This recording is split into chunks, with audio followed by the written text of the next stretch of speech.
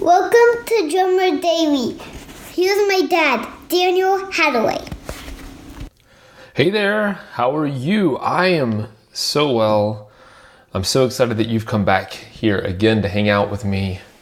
And I'm super pumped because today is the day that I have been teasing for a long time, and I've been saying I'm about to announce something and I can't tell you what it is. And I've been saying if you've been asking about the backing tracks that I use on Instagram, people have been asking where they can get them. I've been saying, hey, if you just wait until May 1st, I'll tell you how to get those for free.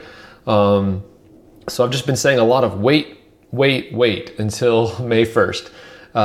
And May 1st is finally here. And so I'm so excited to tell you about what I've got going on. But I don't want this to just be an announcement. I want to actually share some really serious info with you. And so I think today I'm going to make this announcement, but then I'm also going to share with you what I'm going to say is really the one secret to becoming a professional drummer. And I mean that. This is not some gimmick or some goofy, cheap catchphrase. This is legitimately the basic path and the secret to becoming a professional drummer. But first, I want to tell you about how you can get those backing tracks for free. So what you need to do is head over to prodrumacademy.com. Now, prodrumacademy.com is a new website that I'm launching, and it's not live yet, but if you go there to prodrumacademy.com right now, you'll be able to click a link and take a survey for me that will just help me kind of shape the final pieces of prodrumacademy.com while I'm finishing it up. So what it is, you go to prodrumacademy.com, click on the link, and I believe there's 8 or so questions, maybe 10 questions at most, that just ask you basically like what challenges you face in becoming a professional drummer. Ask a few questions about some ideas I had about different courses and things I might come out with. But you answer those questions and then put in your name and email, and I will email you 2 volumes of drumless backing tracks. But that's not it, because also just by doing that, I will actually, you'll be signing up, and I'll actually send you another new backing track every month from now on. And it's just my way of saying thank you for contributing and helping me put together Pro Drum Academy. So that's how you get the free tracks, and that's what I'm announcing today. But I think what I want to do is I want to tell you a little bit more about Pro Drum Academy. But before I actually tell you about it, like I said, this is not an advertisement. I actually want to give you some real info. So, and maybe I'll do a podcast episode themed around each of these really soon. But there's an idea that I've been working on, and I've done a bunch of these drum intensives over the past few months, and I've been really paying attention to each drummer and what he or she needs, and kind of the specific challenges that they're facing in becoming professionals. I've also been talking to so many of you via email and on social media, so I really appreciate all those messages and comments, things like that. But I've realized something about our drumming, and and how most people pursue playing drums or playing drums professionally. And so I kind of want to describe it to you. And if you've listened to me at all, I'm a big fan of metaphors, or maybe parables might be a better word. I'm gonna tell you a story that kind of aligns with what I'm talking about, and then we'll get to what Pro Drum Academy is. So I've read a lot, and this is not a specific story. It's more of a a general historical fact kind of thing. But imagine, if you will, a time when native tribes were covering the land. It could be wherever you live, even if it's anywhere it is. But there's a lot of tribes that migrated and found their way to streams, and so they relied on fishing, streams, rivers, things like that. They relied on fishing to support their community to support, to have something to eat. And so I imagine, people going out, they starting out with their maybe trying to catch fish with their hands or with spears, doing those kind of things. And I imagine, I don't imagine, I know at some point tribes started understanding that these fish were swimming downstream, and so they could actually put. I've seen they look almost like cones, like ice cream cones, but they're made out of wood, like wicker. So they're making these baskets basically that catch fish as they swim down the stream. They kind of funnel them all into to one basket, or nets or things like that. And so that got developed, but of course, everyone didn't have the idea at the same time. But different people got there, and they got that idea eventually, and started being able to so much more effectively and efficiently fish and support their entire community. Before then, everyone just thought that that fishing was just a matter of luck and a little bit of skill at actually maybe holding the spear and how you throw the spear, but most of it was just being in the right place at the right time. But these people discovered that if you created this basket, that it wasn't so much about the right place at the right time. You put the time in to create the basket. You go find the right place to put the basket, and you leave it out in the water, and the fish will reliably get caught. It might work a little faster for some people and slower for others, but these people discovered a process that worked. But I just imagine, Joe Tribesman here, who figured out how to do this. And he, puts his basket out in the morning, leaves it out all day or whatever, comes back the next day to check his basket. He has all this fish. And so he dumps all the fish out of the basket into his sling or his bag, however he's carrying all these fish. And I just imagine him walking, maybe he has to walk through another tribe, or walks by another tribe on the way back to his tribe or whatever, another group of people. And these other people haven't developed the baskets yet. They haven't developed the way to do it like this tribe has. And so they see this guy every day walking back from the creek with this basket full of fish, just overflowing. And they are like, man, that guy is the greatest fisher that ever lived. He must hold that spear just perfectly. He must know how to reach down with his hand and just grab fish out of the water. And he also is the luckiest guy in the world, because we know that fishing is a matter of luck, and we've never caught that many fish. So he just must be really lucky, but also really skilled at fishing the way that we do. We all know that's not true, though, because we know that the guy found a different way.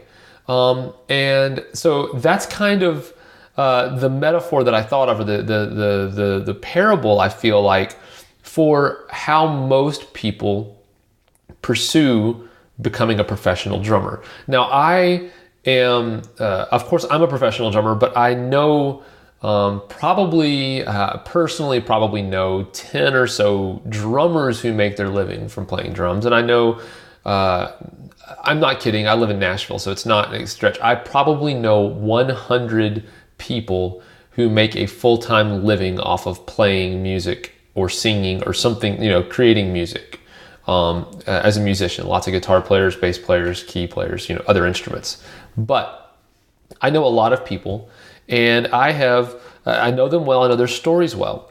And all of them have taken care of what I'm calling the quadrant, the pro musician's quadrant, which is there are 4 aspects to becoming a professional musician and staying a professional musician.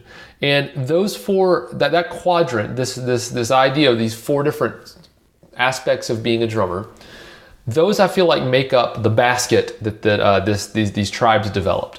It is a more reliable and consistent way to get an end result that other people perceive to be just luck and a lot of skill in one specific area.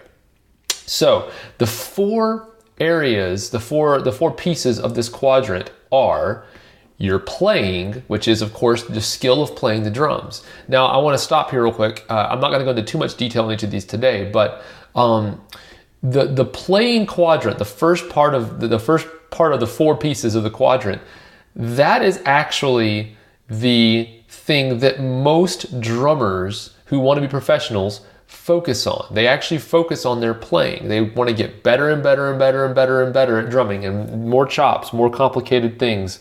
And they focus so much on their playing and not the other 3 pieces. And I will tell you that if you want to just be the best drummer, just playing as far as quantifiable skill goes, you do have to be lucky still to become a professional drummer. Very lucky, in fact. But I want to take it another step further with this metaphor, that the idea of playing drums and how well you play the drums, that is actually what I would relate back to when I said that most people who fished at first were using spears or their hands to catch fish. That would be like the skill of playing drums. The skill of spear fishing is the same as the skill of playing drums. So when other people from the outside looked in and they saw this guy coming back with lots of fish, or they see a guy being a professional drummer, they think he must be really good at playing his instrument. He must be really good at spear fishing. And while he probably is pretty good at that thing, that is not the reason why he has so many fish. That is not the reason why a professional drummer is a professional drummer. It's the other 3 things in addition to the playing. So what's the second part of the quadrant? Well, the second part is your sound as a drummer. And what I mean by sound is both how you tune your drums, what cymbals you play, how you play them, like, how you strike those drums or cymbals. But also, but the tuning is a big part of it, how you tune drums. And then also, nowadays especially, how you are able to record and mix yourself as a drummer, understanding miking techniques, recording techniques, how to get the best sound in those situations is another part of your sound. So that's part 2, your sound. So we have your part 1 is your playing, part 2 is your sound. Now, part 3 is something that some people are aware of a little bit, but they always approach it wrong. Part 3 of the quadrant is your relationships or your networking. And I would put all this in the how you get gigs, how you find out about gigs, how you get the call, all of those things. Relationships are a big thing. And most people who approach networking as a musician approach it completely wrong. They approach it like, I want to be your best friend because I might get something out of it. And that will never work, especially in music industry heavy areas. So I'm not even just talking about, LA and Nashville and New York. I'm talking about even larger markets, anywhere that has I'd say any mid-sized city probably has a pretty, thriving music industry of some kind, recording and playing out, things like that actually would pay. And so people in those markets, in those areas, are really sensitive to feeling like someone is being their friend just to get something from them. So there's another way of doing all of this, and most people get it wrong. So relationships is the third part. So we have playing, we have your sound, we have your relationships, and the last part, which no one talks about with musicians, is your money / your business. How you operate your business being a self-employed musician, or how you operate and handle your money in a way that actually helps you thrive, whether it's just you or you have a family. Believe it or not, and I'm living proof of this, and I know many others, you actually can make a great living as a professional musician, even if you're not playing for, you're not touring for Lady Gaga or whoever it is. You don't have to have the biggest gig in the world in order to make a good living. You just have to know how to handle your business and your money in the right way, and how to operate with the mindset of an entrepreneur, not the mindset of a guy who just rolled in off the street and has a guitar or a drum set or a drum and just says, hey man, you want to pay me to play this instrument. That's not the way to do it. And also, by the way, this also, the money business aspect also addresses professionalism and what you should do and how you should handle yourself in a recording session or an audition or a live gig, anything like that. How do you maintain your professional integrity, but also how do you make a great living as a drummer? Well, so those are the 4 parts. So just to recap, it's playing, it's your sound, it's your relationships and your networking, and it's your money and your business. Those are the 4 pieces of what I'm calling the pro musician's quadrant. Now I'm going to have a video that explains this more, along with some graphics and some info up on danielhadaway.com. And if you go to danielhadaway.com right now, you'll probably notice that the site's undergoing a little bit of a redesign. So it's probably not all done yet when you go there, if you go there soon after this episode comes out. But it's going to come out, it's going to be done soon. But as soon as this quadrant page is set up, I'll let you know about it. But those are the 4 parts of being a professional musician. And I will tell you this quadrant, this pro musician's quadrant, is so powerful that you can reliably become a professional musician if you can just get a handle on 3 of the 4. So I know some people will say, hey, you know what, like the networking thing is really tough for me, but I feel okay about working on my playing and my sound, and also working on learning about running my my drumming / my musician career as a business and handling my money, things like that. I'm good with working on those 3 things, and I think I can get pretty well off in those 3 areas, or at least get kind of address those areas. If that's you, this is still a method, this is still a path that will work for you. That's what I'm saying, is that you really only need to address 3 of the 4. So pick 3 of them, and that's all you really need to do well at.